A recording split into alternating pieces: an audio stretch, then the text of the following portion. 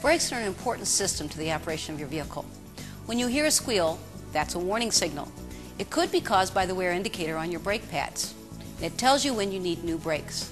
But more about that later. First, Brakes 101. What's the difference between disc and drum brakes?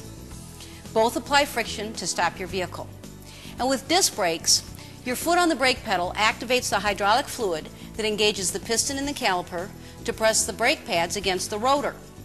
Now the rotor and the wheel are attached to the hub. The friction of the brake pads against the rotor stops the hub, the wheel, and the vehicle.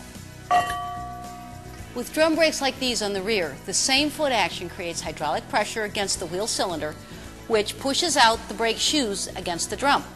Now the friction of the shoes against the drum stops the wheel and the vehicle. Some drivers are sensitive to how well their brakes are functioning, but sometimes it's hard to tell when the brakes are getting worn and it's time for maintenance.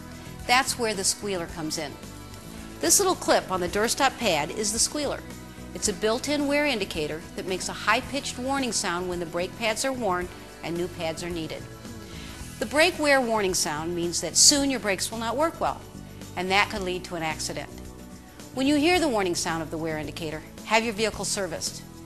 And be sure to use new approved GM replacement parts. And to help reduce noise and brake dust, GM offers Durastop ceramic brake pads. It's also a good idea to have your front and rear brakes checked every time you take your vehicle in for an oil change. For additional information on brakes, check your owner's manual, and to keep your vehicle and your brakes safe and sound, just see Mr. Goodwrench at one of the nearly 7,000 GM dealers nationwide.